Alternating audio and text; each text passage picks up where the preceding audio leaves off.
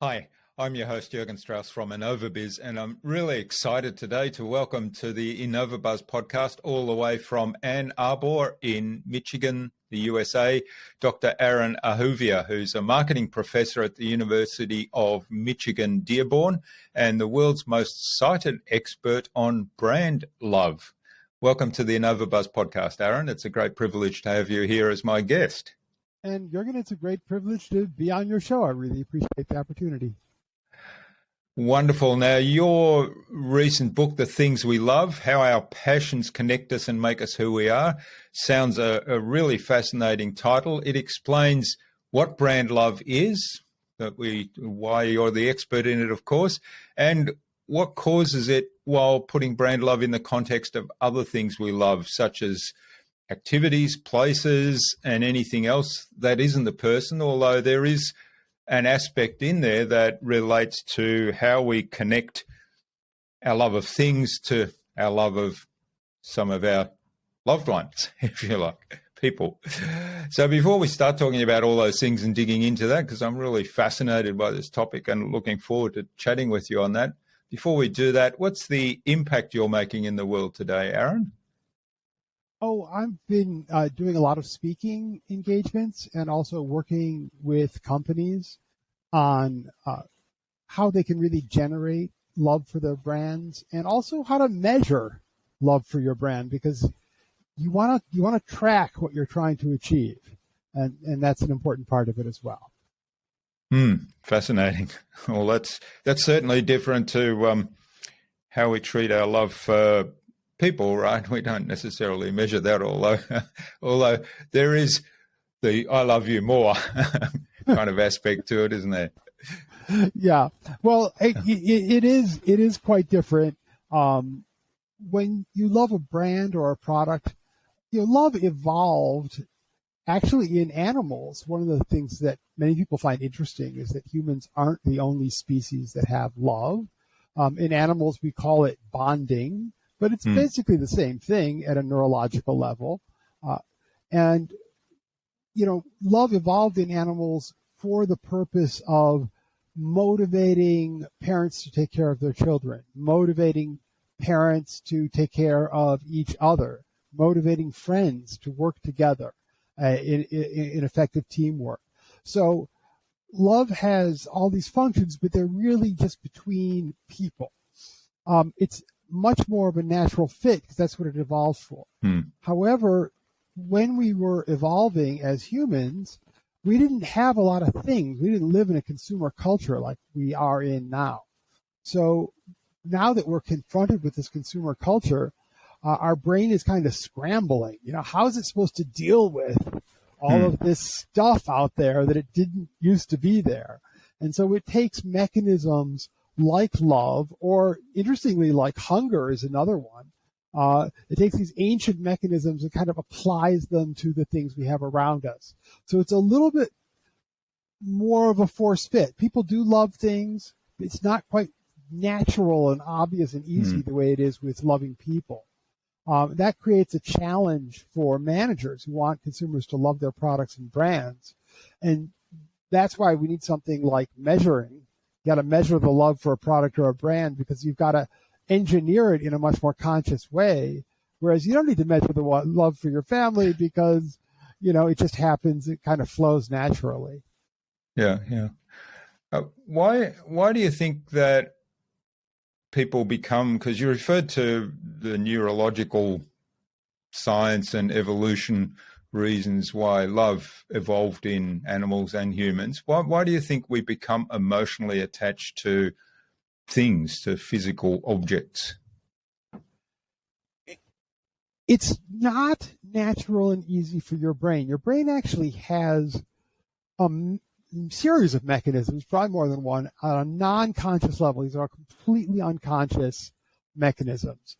And their job is, in a sense, to prevent you from loving objects. Every time, let me just interject here, why would you have these? Why would your brain want to prevent you from loving objects? That seems sort of an odd thing, but it's not. When you love something, you want to hang on to it. You want to keep it. You want to protect it. You want to do a lot of things for it. That doesn't, from an evolutionary standpoint, make a lot of sense for objects. It makes total sense for your children. You want to keep your children and protect them and hang on to them and do a lot of nice things for them. But it doesn't make a lot of sense that you'd want to do that for some rock or what have you. Yeah. And in fact, there are situations where people have neurological problems. And the neurological problem is that these mechanisms that are in each of our brains that prevent us from having emotional attachments to a lot of objects. In some people, those mechanisms function very poorly and don't do their job. And these people get emotional attachments to objects extremely easily. Now, we call these people hoarders. That's what a hoarder is. A hoarder is someone who has this neurological problem. They keep getting these emotional attachments to objects. They can't get rid of them. And you can see, how bad this is. So to prevent us all from being hoarders, we have evolved these mechanisms that say, if it's an object, value it in a pragmatic way, but don't get emotionally attached to it. However, we all do get emotionally attached to objects. So, how is this happening? Well, what's happening is that these mechanisms that normally prevent that are not functioning in some situations. Something is happening in your brain that sort of gets past those mechanisms. And there's three main ways that this happens, three main ways that we end up developing these emotional connections to things by circumventing these sort of defense mechanisms in your brain that are there to keep you from loving things. And so each of those involves people in some way, because one of the ways these mechanisms work is they classify something, again, completely unconsciously. They classify it as either a person or not a person. And if it's a person, it says, okay, well, you're not necessarily going to love this, but you might love it, right? It's eligible for love. If it's not a person, it gets put in the not a person pile. And you're not really supposed to, it's not really eligible for love psychologically in the same way. So every time that you love a brand or love a product, it's a little bit of a case of mistaken identity. And what I mean by that is, at a non-conscious level, this sorting mechanism in your brain is sorting these things into the person category instead of the object category. And that's a trick that a lot of people in business have no clue about. They're not even aware that this is an issue. That not only are they not solving this problem, they don't even know this problem exists. They think that if they just get the evaluation higher, that people will create an emotional attachment to their brand. But that's not true. There's evaluations that I have that are very high. My quality evaluation for a Mercedes car is very high. I believe they are extremely well-made, excellent cars. I have zero emotional attachment to Mercedes. I've never owned one. Anyone who wants to give me a Mercedes, we can talk about that. But so far, I'm more of an Audi guy, and I've never owned a Mercedes. I've got no emotional connection there. I'll tell you another example of this. I'm right now working on a project for the nation of Vietnam, working with them on tourism and branding the country for purposes of tourism. And I was talking to a friend of mine who visited Vietnam a couple of years ago as a tourist. I was very interested. And she said, oh, it was wonderful. It was such a beautiful country. The food was delicious. It was great. I think next year I'm going to go to Thailand. And that's the fear. That's the problem. I mean, her evaluation of that vacation in terms of the quality of her experience was as high as it could get. But there was no emotional connection. There was nothing that made her say, yeah, and next year I want to go back to Vietnam again, because they hadn't created that emotional connection. And that's what a lot of companies miss, is that, yes, the quality is absolutely essential, 100% on board the quality train. It's absolutely essential, but you need the quality plus the emotional connection in order to create all the things that you really want which are brand loyalty, repeat purchase, but not just that. People who are really involved with the brand, who feel committed to the brand, people who will say good things to their friends about the brand, people who, if they're on the internet and they see someone write something bad about the brand, will leap to its defense, right? All of those kinds of behaviors don't come from a quality evaluation. They come from love. Yeah. That's really important points there. The thing I'm curious about, I mean, if I think about some of the material things that I might be inclined to say, I love that. I love my bike. I love my cameras. They're things that bring me joy. Mm-hmm. So in a way, that's probably the connection. It's not that the physical, I love the physical thing simply because it's there or it's a physical thing. It's because I know that using that brings me joy, and it brings me joy in a way that it might be so much better than a cheaper version of that or a less convenient version of that or whatever it may be. The other side of the things where, and I recently had this experience where we were decluttering our display cabinet in the lounge room, and my wife said, we can throw away this sherry set. Now, we don't drink sherry, and this sherry set is kind of a little ornate. It's not a style that actually fits our character or that we would be inclined to buy. And so her natural inclination was, well, we can throw this away along with all the other things that have gotten sorted out. And I said, no, that stays, because it was a 21st birthday gift from a lifelong friend of mine. So I had a connection to a person that it reminded me of, and I value that relationship. So it's not the thing that I'm actually attached to, it's simply what it represents. So I'm curious, how do you see those kind of things? Are they typical for how people build emotional attachments to articles, and how can businesses actually take advantage of that if they are typical? They are completely typical. If you look in the book, they're both big themes in the book. And let me take them, there's so much to say here. Let me take them each one at a time and try to go through it a little bit and unpack it for your listeners a little bit here. So the first one is about things that bring you joy. And that is an essential component of anything that people love.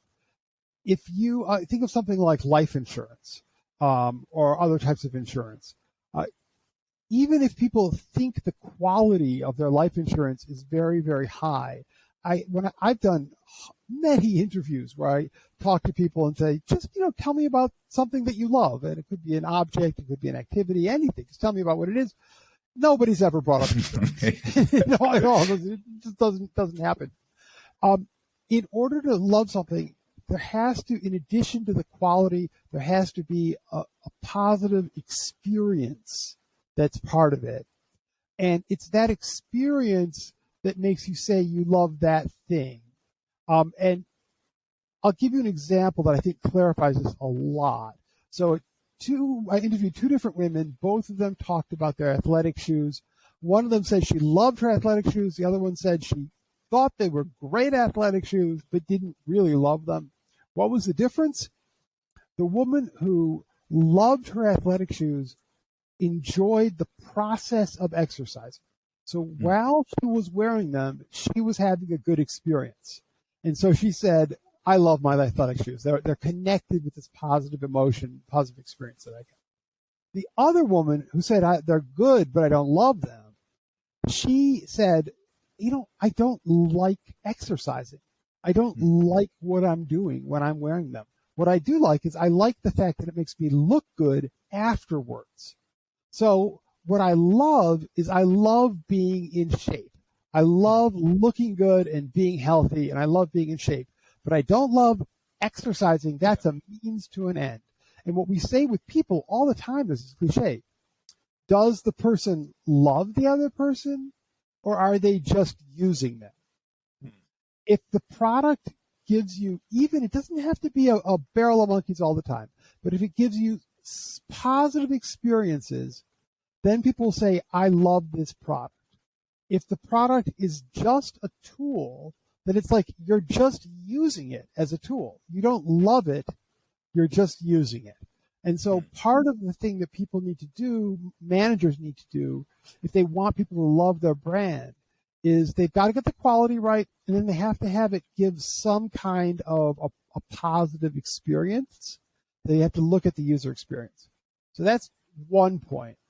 Now let's move on to the second point, which is about how the Sherry set connected you to your friend.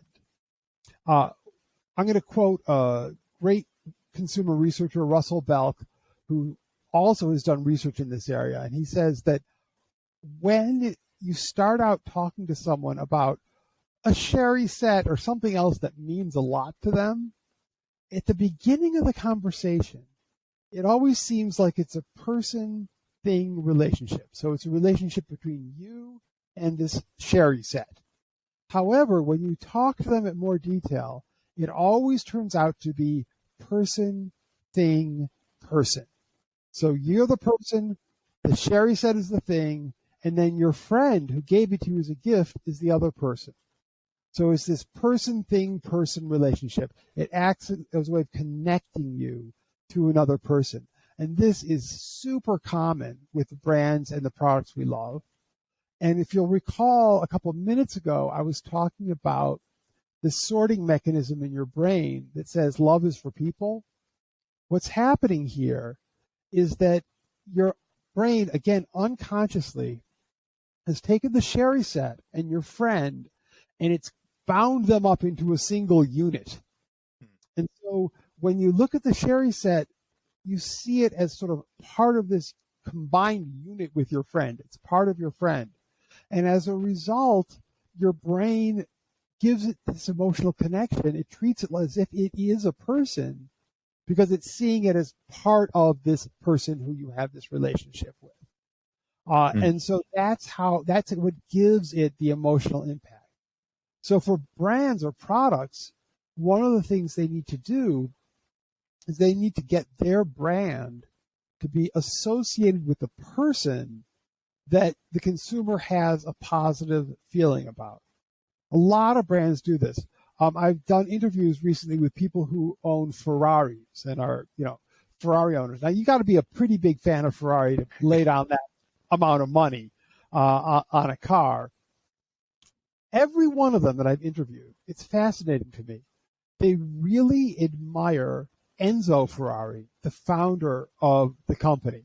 And they will talk about him, and they know stories about him, and they really admire his joie de vivre and a lot of things about him. And part of the reason they love Ferrari is that Ferrari has a human aspect, and their brain is creating this emotional connection, and it's doing that because it is connected to this person, Enzo Ferrari. So that person, it could be a spokesperson for the brand, it could be a founder of the company, it could be an animated avatar for the brand. It doesn't have to be the founder. It could be a salesperson. People ask me all the time in business-to-business brands, they'll say, is brand love relevant for a business-to-business brand? And sometimes it's more relevant than other times. It depends on the brand, and we can talk about that too. But what business-to-business brands have known forever is that a lot, to the extent that any consumer, any business is really loyal to a supplier that they buy from, that loyalty isn't really about the supplier. It's about the human beings they know. The connections, work at the supplier's company. They've got a relationship with the salesperson or the support team or the manager or whoever it is, and it's that human relationship that's providing the loyalty. And in that way, that human relationship is the essence of brand love. And in that way, brand love is relevant to a lot of business-to-business brands. Yeah, I think that's worth the price of entry today alone, what you just said there. It's a gold. It's that key thing. And I think it gets lost a lot, particularly in the B2B sense, that people forget that it's not B2B, actually. It's H to H. Yeah, human to that's human. right. And I may quote you on that. particularly today with the economic situation we're in and the turnover of staff that's happening, or the cutbacks that are happening, people are kind of forgetting that, yes, we can do without Joe in sales because we've got so many salespeople, but then Joe is the person that has the best relationship with a couple of our key customers. They forget that Right. part of it. And if Joe's gone, that you have to figure out a way, how can you quickly rebuild that relationship? And sometimes it actually damages the relationship knowing that this company doesn't value Joe as much as some of the other salespeople. Absolutely. And it's a plus and a minus. I mean, if you're the company that has the salespeople, you want to be aware of this, and you don't want the whole company's relationship hanging by a single salesperson. Because what if that person takes another job, or something happens? That's not a good thing. So you want to have a network of relationships that go beyond just one single person to avoid that kind of dependency. But it is that you can't avoid having the loyalty in the relationships. I know companies that take this way too far. They're like, we don't want to be, we don't want Joe, the sales guy, to hold us up for ransom, right? If he's got this good relationship with the company. So instead, we're going to automate everything, and we're going to get rid of these relationships. And I'm like, no, that's throwing out the baby with the bathwater, right? What you want to do is you want to get more people. So it's not only Joe who has the relationship, but you don't want to you can't get rid of the relationships, because then you don't have anything. Yeah, that's absolutely crucial. And I know in my days in the corporate world, when the companies I worked for were doing this well, the salesperson would be the point person who would have key relationship with some people at the customer, but he would call in all the way up to the CEO of the company. He would call in different people at different levels to meet with their counterparts at the customer company, so that the relationships were right across the board. Yeah. All right. You alluded earlier that this idea of brand love and setting out to build brand love for a brand or for a business or for a product isn't necessarily suitable for all companies. So talk to me a little bit more about that. Are there examples where it is suitable and people should be taking on board some of these ideas? And are there situations where people probably don't need to focus as much on this idea of brand love? Yeah, I mean, I'm unusual in the consulting speaking arena, because most people, if they've got a hammer, they think everything is a nail. And, their idea is the right idea for everyone at all times. And that is really not true. There are certain things, even if you're not really going to have a brand love strategy, there are smart things you can do. If you're, say, again, a B2B brand, and you decide we're not going to focus on brand love, it's still smart to have your salespeople form good relationships with the other company. Yeah. So there's certain techniques that you would want to apply. But there is the sort of core fact that at an unconscious level, the human brain does have this sorting mechanism that says, love is for people. We're going to have a more pragmatic relationship with objects. And if you want to get past that, it's expensive and labor intensive. You have to do a lot. Now, brand, you can do it, but it's not an easy thing to do. Apple is a great company, a great example of a company. They take brand love very, very seriously. And they measure it and they talk about it. And Apple is the most loved brand in the world, not by accident. I mean, they have very consciously and overtly targeted brand love. And it's fascinating to me to see how I'll discover something in my scientific research, and then turn around and discover that 2 years ago Apple started doing it, or 2 years later Apple will start doing it, or one or the other, right? But they're right there, doing all the same stuff. And I've worked with Samsung on their global brand strategy, helping them figure out, okay, how do we build more of an emotional connection? And so there's a lot of brands where this works. However, because the brain has this sorting mechanism, there's going to be times when it's just not it's not worth the investment. It's not a good strategy for a company to be sort of trying to circumvent this. The company should perhaps say, you know what? People are going to see our products just as products. They're not going to form these emotional attachments to them. At least not deep ones. They may have sort of superficial emotional attachments, but not really deep emotional attachments to our products. And we're going to use a different strategy. And this other strategy, I sometimes call it useful, pleasant, and easy, because that's what people want from an object. They want an object to be extremely useful. They want the experience to be pleasant. They don't want frustration. They don't want pain. They don't want like a bad experience. So the experience doesn't have to be like exhilarating, but it should be pleasant. And they want the whole thing to be easy, all the way through. And so you make sure that you pay a lot of attention to the consumer experience. You make sure that your product is useful, pleasant, and easy. And then the other part of the strategy is kind of a push strategy, where you focus a lot on channels of distribution. So you make sure the product is available everywhere. So every time the consumer turns around, they're looking at that product. And you have a lot of reminder advertising going on, so the product stays top of mind. And with this being very convenient to access, top of mind for the consumer, they're not really that involved. So they think, well, what kind of tuna fish do I want? Oh, yeah, that's a good tuna fish. And they grab your tuna fish and they put it in their shopping cart and they move on. That can work very well for a lot of companies. If you look at a company like in the United States, Walmart's a good example of this. Walmart is super useful. It has like all the products you want at a low price, and for a lot of people who are budget constrained, that's really important. And for other people who just like the deal, that's really important. So it's super useful.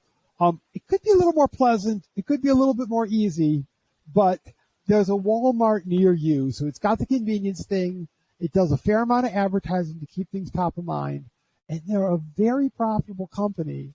And not a lot of people love Walmart. But a lot of people shop at Walmart because, it's useful and top of mind. So there is this other strategy. One of the talks that I give is called, Is Brand Love Bullshit? And it really refers to this debate in a lot of companies, because they don't know the vocabulary I use, but I'll bet to some of the listeners right now, you can find in your company the people who are like the useful, pleasant, easy people. They're like, customers don't want to love our brand. Customers don't think about our brand that way. Let's be pragmatic. Let's be practical about this. So there's those people. And then there's the other people in the company who are like, no, customers could love our brand, right? We could be the next Apple. And those are sort of the brand love people. And one of the things that I do for companies sometimes is I help them reasonably sort through this and look at what are the pros and cons of each of these positions, because it's not a priori obvious that one of them is necessarily going to be right and the other one's going to be wrong. It depends. It's kind of a complicated decision. It depends on the specific company and what their circumstances are. Yeah, and there's probably a lot to learn from either approach and meld into a unique approach that suits your own particular strategy. So I think you've shared lots of great examples there of what we can learn from that. And I love the UPE. I'll borrow that from you. All right. Well, this has been fabulous, Aaron. We could go on talking for ages, and we haven't even touched on some of the other aspects, like your discussion of materialism and happiness and the link between them. But I think that might be for another episode. I'd be happy to come back and talk about materialism and happiness. Excellent. I think it's a good point now to move on to the buzz, which is our innovation round. It's the same 5 questions I ask of every guest. And the idea is you'll give the listener something to take away, an idea that they'll turn into action today and do something awesome with. Okay. You ready? Sure. What's the number one thing anyone needs to do to be more innovative? Get a good night's sleep.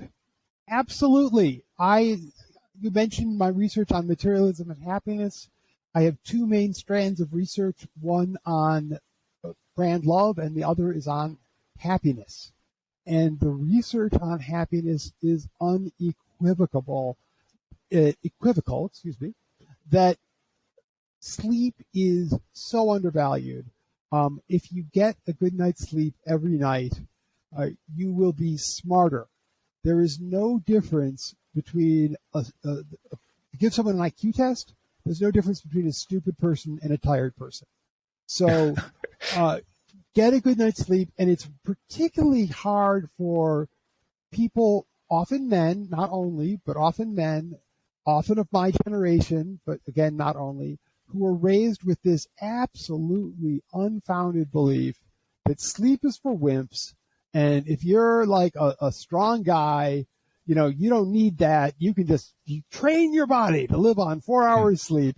And all you're doing if you try and do that to yourself is making yourself distracted and frankly, making yourself a little stupider than you, or less smart than you could otherwise be. So get a good night's sleep.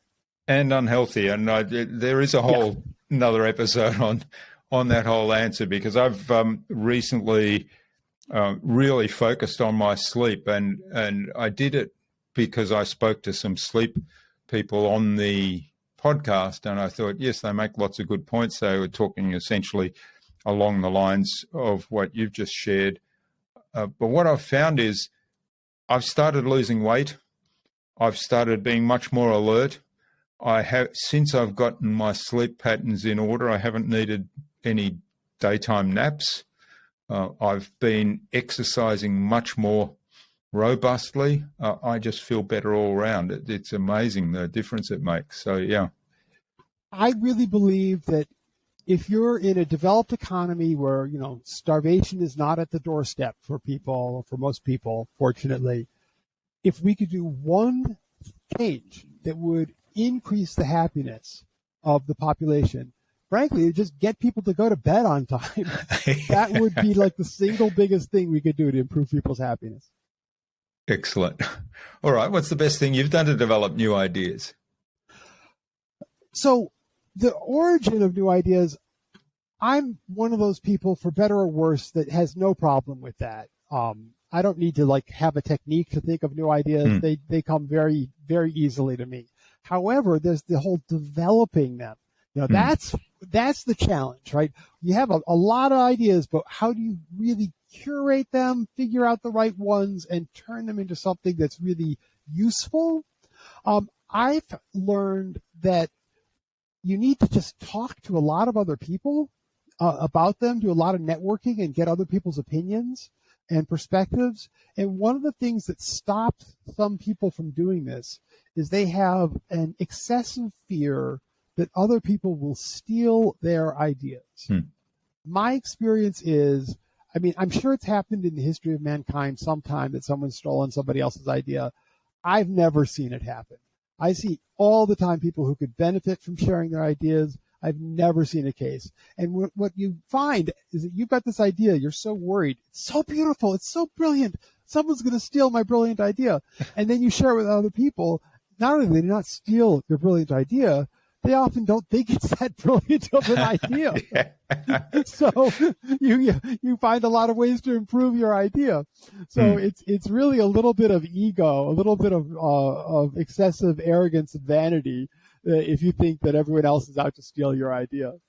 Yeah, that's a really valuable point. That there's a lot of examples like that where we worry so much about something and it turns out that nobody else gives a damn about it. Yeah. Or nobody else thinks it's such a great idea. All right. Do you have a favorite resource you use a lot? favorite resource that I use a lot. No, nothing really springs to mind. Now, if you want to know about just sort of improving productivity or a tool for improving productivity, I would say that the single biggest tool that I have learned, and I do not use it often enough, the single biggest tool is the ability to say no. I tend to be, and I think a lot of people are, a little bit too opportunistic in that any like possibility that comes along, we want to pursue that possibility. One of the things that I've learned over the years that I think is a true piece of wisdom, strategy is defined by what you say no to. So if you're not saying no to things, you don't have a strategy. You're just running around at any available opportunity. The key to productivity, it's very hard to do the same thing, really well a whole lot faster. That's very unusual. The way to be more productive most of the time is to figure out what you should be doing and what you shouldn't, so you can devote your time to the right things. And that means being able to say no to the wrong things. Yeah, and setting boundaries. That's a really, really insightful point there, and great tool to and skill to develop. All right, now what's the best way to keep a client on track? Incremental deadlines. If it were not for deadlines, I would get nothing done. So more small deadlines that are attached to some form of accountability so people take them seriously is the way I find to keep things on schedule. Okay, so incremental deadlines, is that you mean here's the goal that we've set ourselves, but here's what we have to do this week. Here's what we have to do this week, and we're going to have some accountability. Here's how we know we got that done, and we're going to have some accountability around it. Because people will put off till the last minute getting things done. And so if you make the last minute happen every week along the way, people will get things done every week along the way. If you let the last minute build up to be every 3 months, they'll get to work every 3 months. Yes, that's another human trait that we can talk ages about. Yeah. Wonderful. All right. And finally, in the buzz round, what's the number one thing anyone can do to differentiate themselves? Pick something that you want to be considered good at. It's amazing how, this didn't even occur to me for a long time, the early part of my career. I didn't really get this. I talked to other academics. It's super important for us to actually consciously decide, I'm going to be the expert at such and such. And most people have never even thought about that. So I work with a lot of junior academics, just talking them through, what's it going to be for you? What are you going to pick to actually make up your mind? Okay, you want to differentiate yourself. Differentiate yourself how? Right? What's it going to be that people think of you are associated with this? You're the expert in this. So pick something and then just stick with it. I did the first real substantive work, scientific research on brand love in the world. Nobody was looking at the topic. I was the first person to really start looking at this topic. That was about 30 years ago. I developed some reputation around it, but that reputation sort of started to fade after a number of years. And then I did a huge second sort of renaissance of work about 2010, 2012, which I've continued to this day now. And it's really the fact that I did the early work, but then also did the major theoretical reconceptualization of the work a little bit later. It's that consistency across time that has contributed to the sort of the reputation. And so now, at least in scientific or academic circles, if somebody says brand love, people go oh yeah, that's the Aaron Ahuvia's thing, right? But the reason I have that reputation is simply that I kept at it. I did not stop. And that's, I find, can be true for a lot of people. Yeah. It comes back a little bit to what you were saying earlier about learning to say no as well, learning to focus on the thing that you love and you're good at and continuing to develop your skills in that and being consistent around putting out content creation, information. All right, wonderful. Thanks for getting us through the buzz round. This has been absolutely fabulous. The whole conversation's been absolutely fabulous. Now, where can people find out more about you, the work you do, and get a hold of the book, of course, and also maybe get in touch and say thanks for what you've shared today, Aaron? The book is with a major publisher, Little Brown. It's available everywhere that you can get a book just about. It's called The Things We Love, How Our Passions Connect Us and Make Us Who We Are. If you can remember the things we love, you can find me at thethingswelove.com, where you can get my blog and learn more than you ever wanted to know about me and my work. Excellent. Wonderful. Thanks, Aaron. We'll include links, of course, to those in the show notes. Finally, what action would you like our listener to take out of our conversation today? Step one, have that conversation in your business. Is brand love bullshit? Is this, what strategy do we want to use? Are we going to be the useful, pleasant, easy people who focus on distribution, top-of-mind advertising, quality products, and keep everything practical, but applied in a practical, strong way? Or are we going to have a strategy that says we're going to develop a real emotional connection? Consumers are going to have a real emotional connection with our brand. It's not just they're going to think it's good. They're going to think it's good and that it's part of their identity and that it's really important to them. If you're going to do that, you've got to do more than just have a quality product. You've got to look at how you're going to create those emotional connections. And that is a complicated and fascinating and super fun business. Excellent. Well, that's a great call to action. Have that conversation, begin to really consciously think about that. And then, if you decide to go down the brand love path, get a hold of Aaron's book as a first step and read it. All right. Well, thanks so much for sharing your insights and your knowledge and tips today so generously with us, Aaron. I've really enjoyed the conversation today and uncovered a couple of other areas where we could probably have separate episodes again. So we'll circle back on that. All the best for the future, and please do stay in touch. Yeah, Jürgen, this was really an enjoyable conversation. Thanks for the opportunity.